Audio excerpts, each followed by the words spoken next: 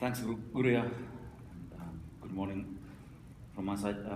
Indeed, I will talk about two cases which are not actually the cases we are working in Tampere inside this UEL. There are two cases where I wish we can a bit deepen these notions of countercurrents, and then also discuss the role of built environment, role of architecture and planning in playing a role facilitating something new, social spatial innovation, new ways to act, new ways to make lively communities, which in a way is the background notion of this whole JPE Urban Europe program, where our urban education life project is situated. How to find new ways to create vibrant, lively communities, social cohesion, especially in situations of marginalized people and groups. And as Guru said, this picture is a representation of our project in four countries, and today we'll hear about work in Sheffield and Milián. And Bucharest.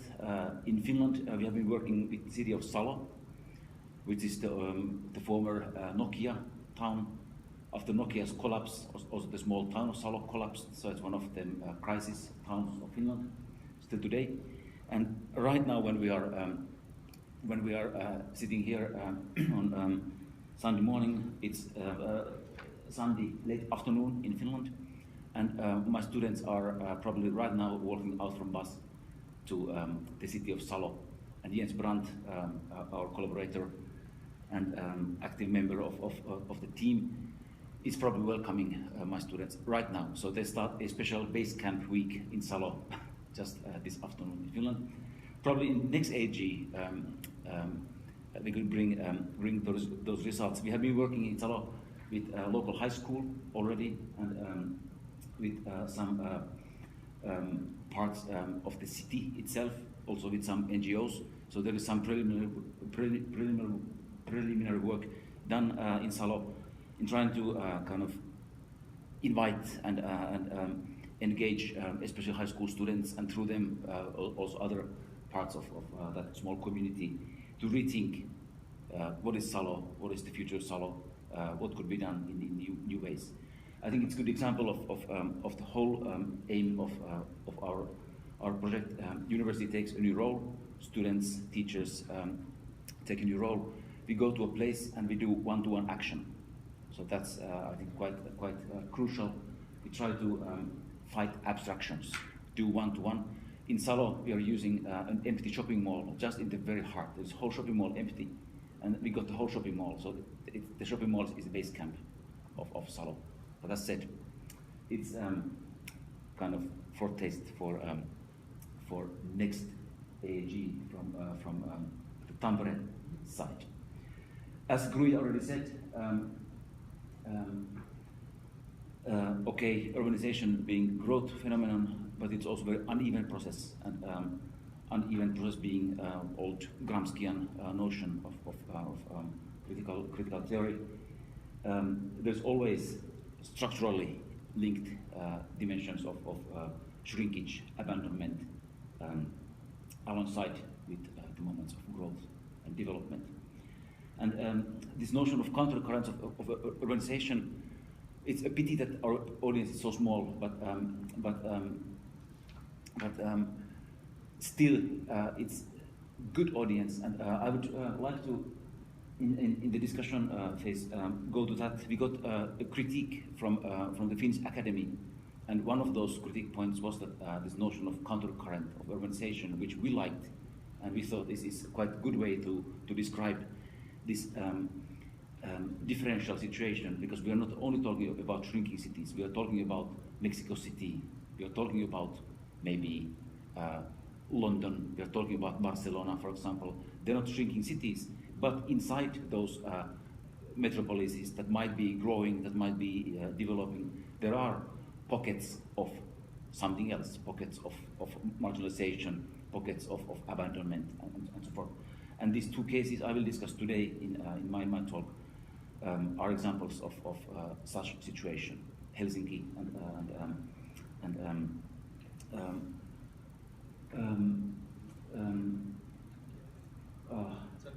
Santiago in Chile.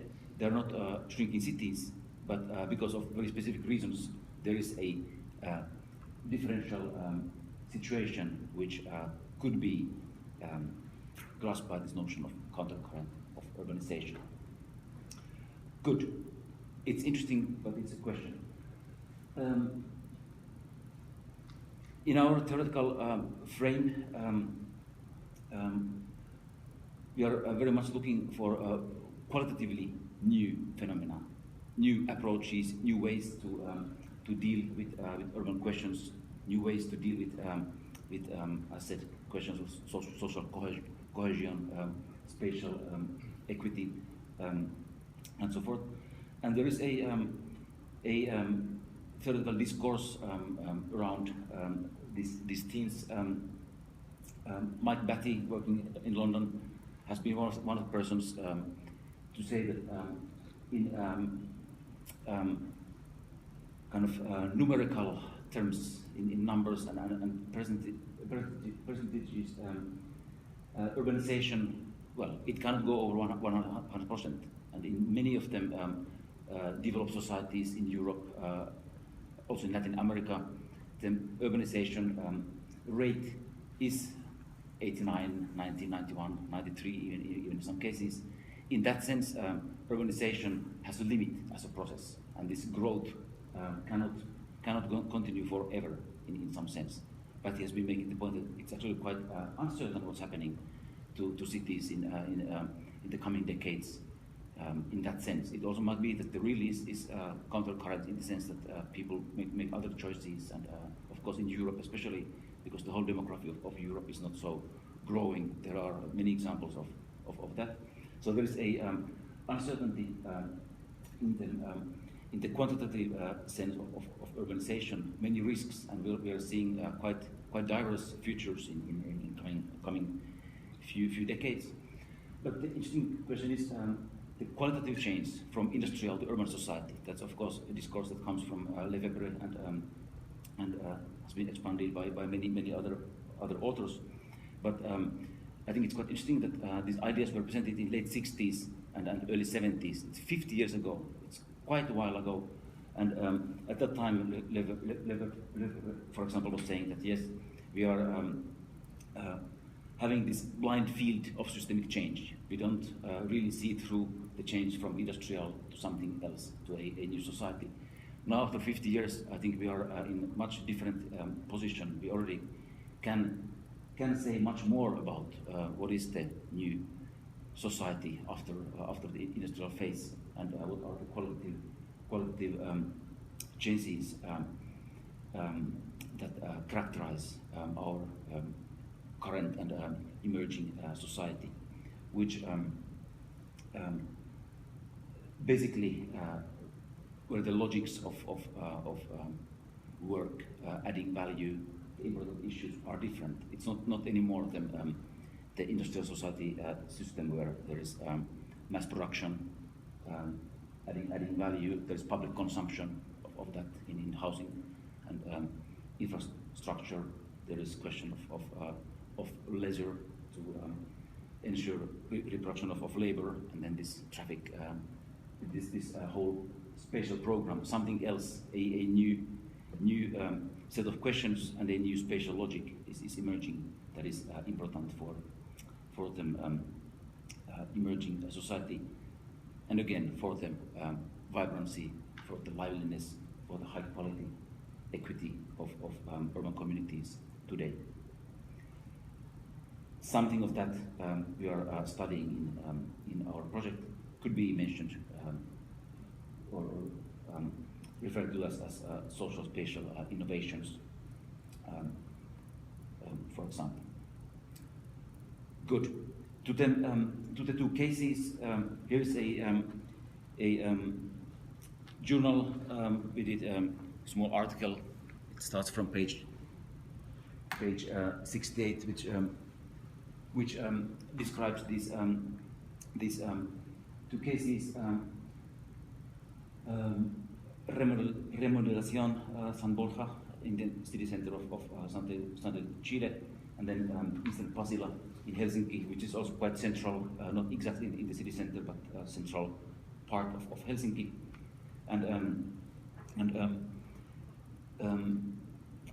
Basically, we should explore in the time remaining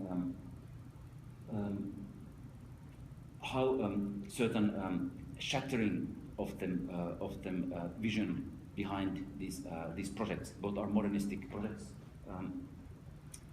architectural urbanistic projects.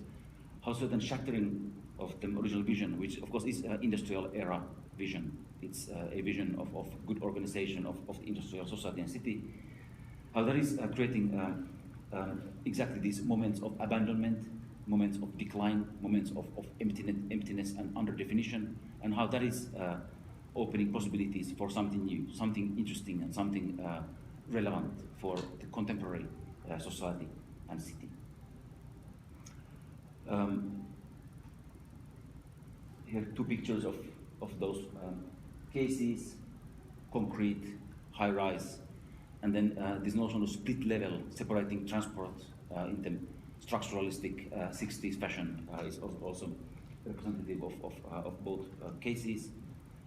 Examples of the 60s wave of city center renewal with modernistic / brutalist principles. They both represent kind of dreams of local dreams of modernization, capital cities taking new shape, and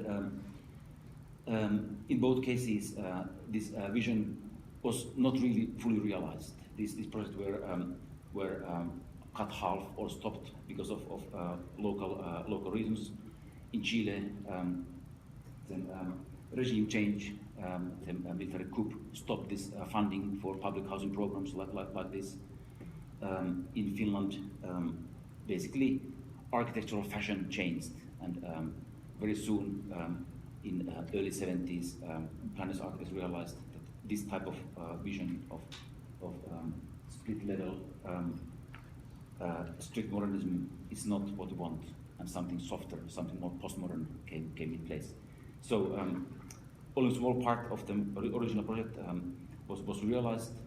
Here is quick snapshots. You can maybe trace these towers in the San Borja case. Small part of the big plan was realized, and here is a snapshot of the grid in Eastern Pasila. In Chilean case, the existing community was erased. 300 families were displaced. In the Helsinki case, there was a self-organized community of 3,000 that was also erased, and this new project was put in place with I said, high hopes of new urbanism of that time, but quite quickly was realized that not the best way further. In the Finnish case, I said, these elevated walkways, the system it raised criticism from the start, and in the San Borja case, this half-realized system was left underused, and then it was fenced off during 1990s. In both cases, these half finished and then underused spaces were first thought to be problems, some kind of problematic forgotten corners, but then now in recent years, about since 2010, they have found new uses. These spots that were thought to be problems, suddenly they became potentials, and new actors started to use them in new ways. In Helsinki, there is a international urban art program, Helsinki Urban Art, that started to find potentials in these blank concrete walls. There is so many places which kind of ask for something, maybe art, and that was used. It was possible to negotiate that a quite broad program of urban art takes over, and it becomes a almost like urban museum of contemporary urban art. Quite successful, I would say. There are some pictures of that. In the Chilean case, there is a young urban activist group who started a project called Pasarelas Verdes. It's basically a urban planting, urban food and music program that took over these empty elevated walkways, and they suddenly became socially central again. So different ways to find new uses, and in some ways, now after 40, 50 years, this dynamic public life that was envisioned actually came to take place in these modernistic, a bit difficult, non-typical spaces. Here's one picture from the Finnish case, big scale perspective mural.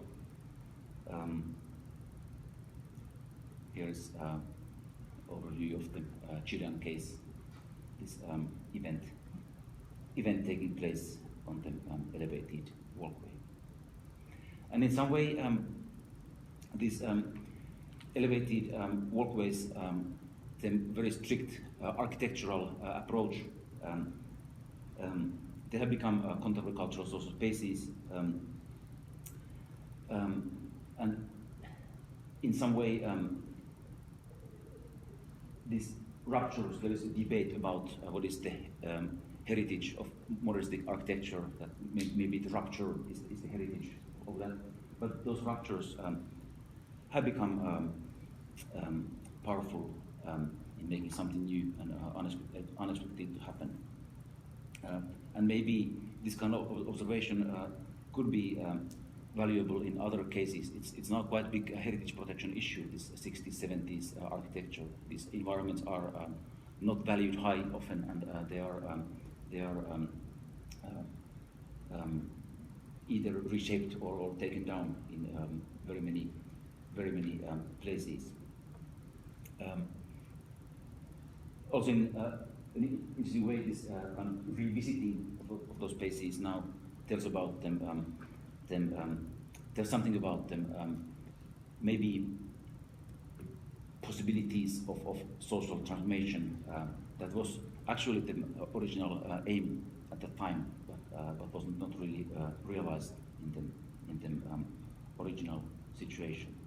Much later, and in different sorts of situation, the physical architectural space can get new uses and new valuations.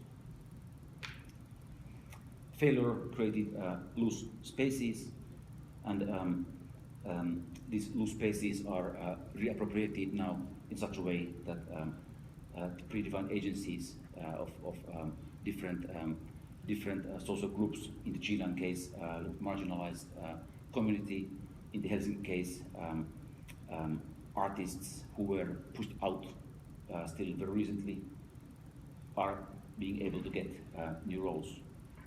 Abstract space has been appropriated and reshaped, and this architectural form, which in some sense is radical, it cuts through familiarity, is creating seeds of the new in the social transformative sense. Thanks.